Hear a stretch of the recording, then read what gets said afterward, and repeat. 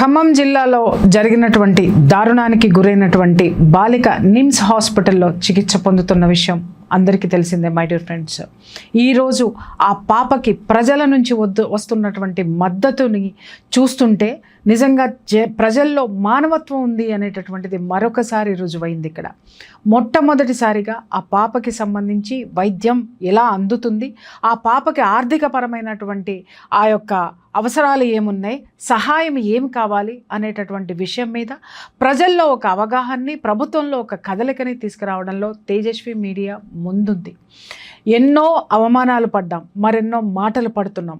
అయినా సరే మేము సమాజం కోసం, సమాజ హితవ కోసం పాటుపడతామని మళ్ళీ ఇంకొకసారి తేజస్వి మీడియా రుజువు చేసింది.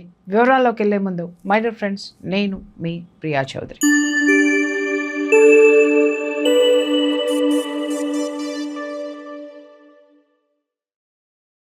చాలామంది ప్రజలు ఎవరైతే ఉన్నారో అన్నిటికంటే ముఖ్యమైనటువంటి విషయం ఏంటంటే, ఎవరైతే యూట్యూబర్స్ ఉన్నారో, సామాజిక స్పృహ కలిగినటువంటి యూట్యూబర్సు, నేను ఒక విషయం ప్రస్తావిస్తూ మొన్న ఒక మాట అన్నాను. నేను ఏమని అనంటే, దయచేసి ఎవరైతే సమాజం బాగుండాలని కోరుకుంటున్నారో, సమాజంలో జరిగేటటువంటి వాటిల్ని ఎవరైతే ప్రశ్నిస్తున్నారో వాళ్ళందరూ కూడా మీ కెమెరాలు పక్కన పెట్టి నిమ్స్ హాస్పిటల్లో చికిత్స పొందుతున్నటువంటి ఆ బాలికకి మద్దతు తెలపండి.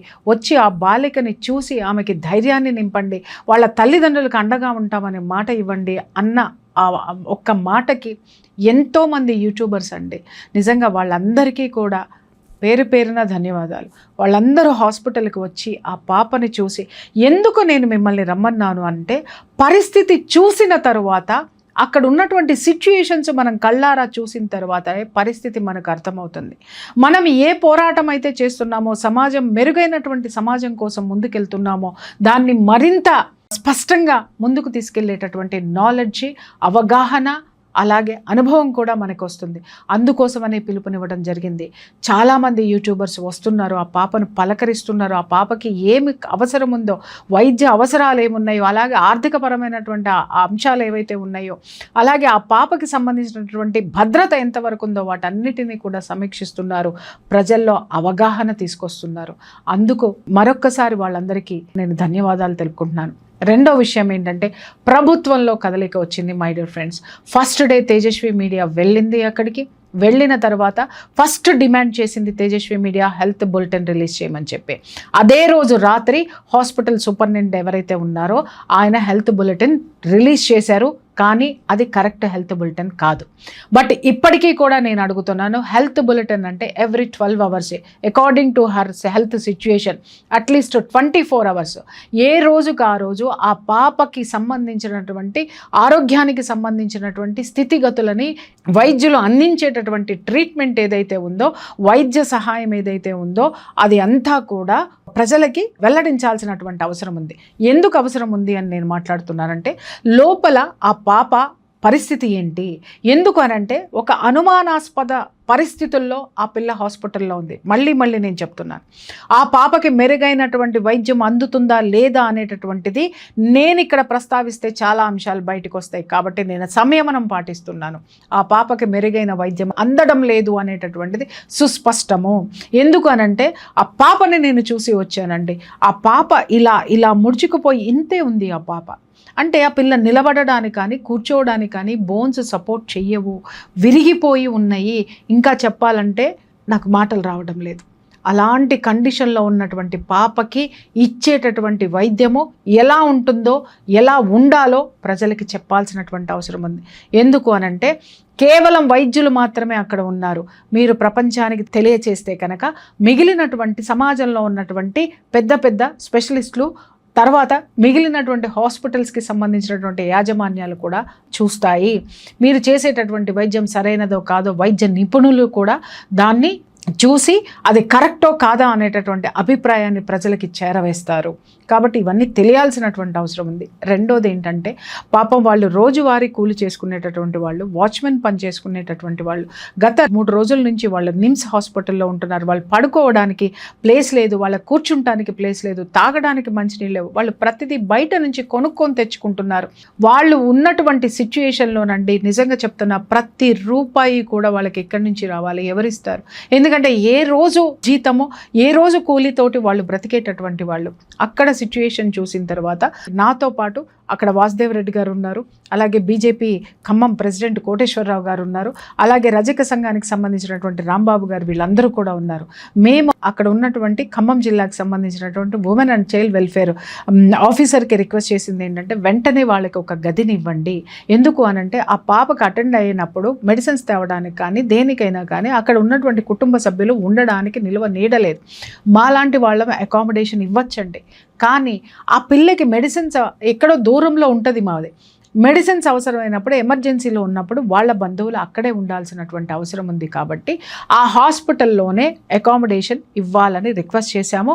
అది అకామిడేషన్ కూడా ఇవ్వడం జరిగింది. తరువాత అది పూర్తిగా ప్రభుత్వము ఆ పిల్ల యొక్క వైద్యం ఖర్చులు భరించాల్సినటువంటి అవసరం ఉంటే, కానీ అక్కడ కూడా రోజుకి 4,000 నుంచి 5,000 రూపాయల మెడిసిన్స్ రాస్తున్నారు. అది కూడా బయట ఉన్నటువంటి మెడికల్ షాపుల్లో నుంచి వీళ్ళని కొనుక్కోమంటున్నారు. ఒక్కసారి అర్థం చేసుకోండి వాళ్ళ జీతాలెంత, జీవితాలెంత. సో దాన్ని కూడా మేము పరిశీలించిన తర్వాత మేము డిమాండ్ చేశాము ఏంటంటే తక్షణ ఆర్థిక సహాయం ప్రభుత్వం నుంచి కావాలి. మై డియర్ ఫ్రెండ్స్, మీరు అందించవచ్చు కదా, ఇంకొకళ్ళు అందించవచ్చు కదా అనొచ్చు. ఇక్కడ విషయము ప్రభుత్వము ప్రజల పట్ల బాధ్యత తీసుకోవాల్సినటువంటి అవసరం ఉంది. ముందు ప్రభుత్వం స్పందించాలి. ప్రభుత్వం స్పందించకపోతే ఖచ్చితంగా అందరం ఉన్నాం ఆ బిడ్డ కోసం, ఆ బిడ్డను ఆదుకోవడానికి ఉన్నాం. కానీ ప్రభుత్వం చేయవలసినటువంటి విధులు కొన్ని ఉన్నాయి. ఆ విధులని ఖచ్చితంగా మనం గుర్తు చేయాలి. తక్షణ ఆర్థిక సహాయము 10 లక్షలు ప్రకటించమని మేము డిమాండ్ చేయటం జరిగింది. సంతోషకరమైన వార్త ఏంటంటే ఈరోజు సీతక్క గారు విజిట్ చేయటం జరిగింది. అక్కడ మహిళా శిశు సంక్షేమ శాఖ మంత్రి ఆవిడ తక్షణము 5 లక్షలు ఆర్థిక సహాయము, తక్షణ సహాయము ఇమ్మీడియట్గా ఫండ్ రిలీజ్ చేస్తాము అనేటటువంటిది ఆవిడ డిక్లేర్ చేశారు. ఇది నిజంగా ఆహ్వానించదగ్గ విషయము. నేను నిజంగా సీతక్క గారికి థ్యాంక్స్ చెప్తున్నాను. ఇంకొక అంశము మేము మాట్లాడింది ఏంటంటే ఖచ్చితంగా ఆ పాప పేరు మీద ప్రభుత్వం 1 కోటి రూపాయలు డిపాజిట్ చేసి తీరాలి. ఎందుకు అంటే లైఫ్ లాంగ్ ఆ పాప నడిచే పరిస్థితి లేదు, లేచే పరిస్థితి లేదు. ఎంత దయనీయమైన దాష్టీకమైన జీవితం అంటే చేసిన దరిద్రుడు జైల్లో కూర్చొని బగ్గబలిసి 3 పూట్ల మేపుతున్నారు వాడిని. వాడి మీద ఫాస్ట్ ట్రాక్ కోర్టు పెట్టి ఎవ్రీ డే వాడికి సంబంధించినటువంటి విచారణ జరిపించి యాజ్ సూన్ యాజ్ పాసిబుల్ ఉరికంబం ఎక్కించే తీరాలి. దారుణం ఇక్కడుంది. కొంతమంది మాట్లాడుతున్నారు అక్కడ మినిస్టర్ కొడుకులో ఎందుకు మాట్లాడలే. ఆ కేసుకి ఈ కేసుకి సంబంధమే లేదు. అక్కడ ఇద్దరు ఇష్టపడి, ఇంకా ఎక్కువ మాటలు వస్తాయి నాకు, నేను మాట్లాడా. ఇక్కడ ఒక దుర్మార్గుడు 4 అంతస్తుల నుంచి కింద పడేస్తే ఆ పిల్ల పరిస్థితికి పొయ్యి చూసి రావడానికి వీళ్ళకి ఎవరికి టైములు లేవండి. రహస్య సమావేశాల్లో ఉన్నారు వీళ్ళంతా. కానీ 450 కోట్లు ఉన్నటువంటి ఒక ఎవరైతే ధనవంతుడు కూతురుందో ఆ ధనవంతుడి ఇంటికి వెళ్ళారు, ఆ కూతుర్ని మాట్లాడారు, పదే మాట్లాడారు. ఏ రోజుకు ఆ రోజు అక్కడ ఉన్నటువంటి విషయాలన్నీ సేకరించారు, వాళ్ళకండగా ఉన్నారు. కానీ ఇక్కడ మాత్రము రహస్య సమావేశాల్లోనే ఉన్నారు. కాబట్టి ఇక్కడ మాట్లాడాల్సినటువంటి అంశం, మాట్లాడుతున్నటువంటి వాళ్ళు ఎవరండి? అంధభక్త. ఎవరండి? ఉగ్రవాదులు. పని పాట లేకుండా ఇంకా చాలా ఉన్నాయి. భవిష్యత్తులో ఖచ్చితంగా సమాధానం చెప్తా ఒక్కొక్కడికి. నేను ఇక్కడ సహజంగా సామాన్యంగా కూర్చొని లేను. ఇంకొక విషయము, ఇది విషయం పక్కదారి పడుతుంది. ఇక్కడ ఆ పాపకి సంబంధించినటువంటి విషయం చెప్తా, మీకేం చెప్పాలో చేసి చూపిస్తా. రైట్? నెక్స్ట్ ప్రజలకి నేను చెప్పవలసినది, ఎవరైతే తేజస్వి మీడియా ఫాలో అవుతున్నారో, ఎవరైతే ప్రజలు ఉన్నారో ప్రజలకు చెప్పవలసినటువంటి అంశం, ఆ పాప పేరు మీద 1 కోటి రూపాయలు డిపాజిట్ చేయాల్సిందే, లైఫ్ టైం డిపాజిట్. దాని మీద వచ్చేటటువంటి ఆదాయం వడ్డీ ఏదైతే ఉంటుందో దాని ద్వారా ఆ పాప లైఫ్ లీడ్ చేసుకోవడానికి పనికి వస్తుంది. రెండోది, తల్లిదండ్రుల్లో ఎవరో ఒకళ్ళకి ఖచ్చితంగా గవర్నమెంట్ జాబ్ ఇప్పించి తీరాల్సిందే, ఖచ్చితంగా ఇప్పించి తీరాల్సిందే. ఎందుకు అనంటే దాష్టీకం జరిగిందండి. ఎందుకంత దాష్టీకం జరిగింది అనంటే ఇలాంటివి జరుగుతున్నాయని మేము గొంతెత్తి మాట్లాడుతుంటే మేము ఉన్మాదులము, మేము ఉగ్రవాదులము, బగ్గబలిసిన వాళ్ళు పడి పొర్లితేనేమో అది అన్యాయము. ఆ గొంతుకలు రోడ్డు మీదకి వస్తే, ఇళ్లల్లో కూర్చుంటే, పొద్దున్నే 10 గంటలకు పోలీస్ స్టేషన్కి వెళ్ళి రాత్రి 9:30 దాకా పోలీస్ స్టేషన్లోనే పడిగాపులు కాసి పోలీసు కేసులు పెట్టేదాకా అక్కడే కూర్చొని 3 సఫారీల్లో తిరిగి మళ్ళీ ఇంటికి చేరుకుని తర్వాత బోర్డు మీద నిమిషానికి అక్షరం విశ్లేషణ చేసేటటువంటి జాతి ఏదైతే ఉందో ఆ జాతికి సంబంధించి కొన్ని విషయాలు చెప్పాల్సినటువంటి అవసరం ఉంది. ఓకేనా? ఇక్కడ ఈ పాపకి అవసరం ఏముందండి? ఈ పాపకి ఆర్థికపరమైనటువంటి సహాయం కావాలి. ప్రభుత్వము ఆ పాప పట్ల చూపించేటటువంటి శ్రద్ధ ఎలాంటిదో, ఎంత నిర్లక్ష్యం అక్కడ ఉందో అది ప్రపంచానికి నిమిషానికి తెలియజేస్తాం. ప్రభుత్వం చక్కగా ఆ పిల్లకి ట్రీట్మెంట్ ఇచ్చిందనుకోండి, వీఆర్ మోస్ట్ వెల్కమ్.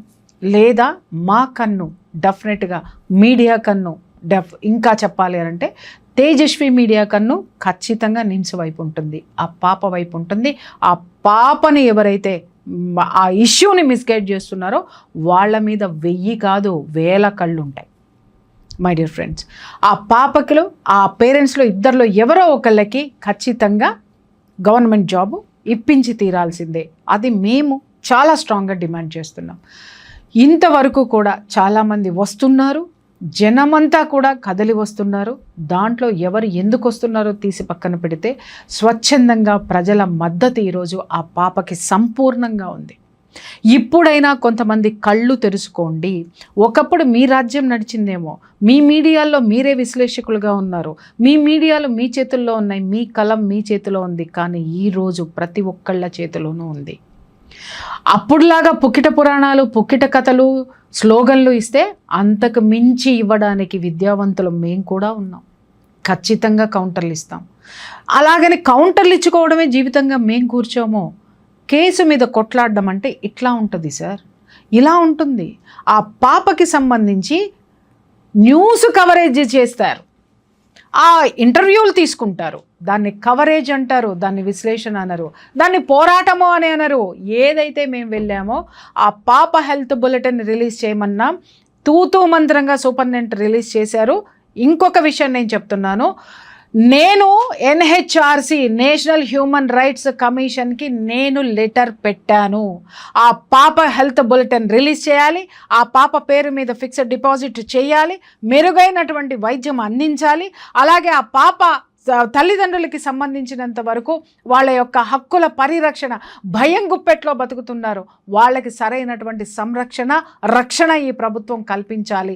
అలాగే వాళ్ళకి ఎవరైతే ఆ పేరెంట్స్ ఉన్నారో ఆ పేరెంట్స్ హక్కులు కాపాడాలి, స్వేచ్ఛగా జీవించేటటువంటి హక్కును కాపాడాలని నేషనల్ హ్యూమన్ రైట్స్ కమిషన్కి నేను మెయిల్ చేయడం జరిగింది. ఖచ్చితంగా దాని మీద స్పందన వస్తుంది. వచ్చిన తర్వాత నేను మళ్ళీ మాట్లాడతాను. మై డియర్ ఫ్రెండ్స్, ఇంకా చాలా మీతో షేర్ చేసుకోవాల్సింది ఉంది. డెఫినెట్గా ఎప్పటికప్పుడు ఆ పాప విషయంలో అప్డేట్స్ ఇవ్వడం అనేటటువంటి జరుగుతుంది. మళ్ళీ ఫైనల్గా చెప్తున్నాను, అక్కడ స్పందించినటువంటి బీజేపీ నాయకులకు కానివ్వండి, బజరంగ్ దళ్ నాయకులకు కానివ్వండి, రాజకీయ నాయకులకు కానివ్వండి, సోషల్ యాక్టివిస్టులకు కానివ్వండి, అలాగే కుల సంఘాలు ఎవరైతే ఉన్నారో వాళ్ళకి, ముఖ్యంగా బాధ్యతాయుతమైనటువంటి యూట్యూబర్స్ ఎవరైతే అక్కడికి వెళ్ళారో వాళ్ళకి కూడా మనస్ఫూర్తిగా ధన్యవాదాలు. ఎందుకు అనంటే ఒక వాయిస్ బయటికి వినిపించినప్పుడు అవమానాలు మేము ఎన్ని పడినా సరేనండి, జనం కోసం నిలబడతాం, అమాయకుల కోసం నిలబడతాం, అసహాయుల కోసం నిలబడతాం. That is media, that is journalism. Bharat మాతాకి జై.